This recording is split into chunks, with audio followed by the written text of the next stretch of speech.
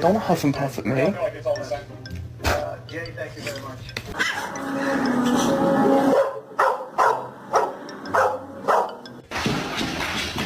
Really, Karen?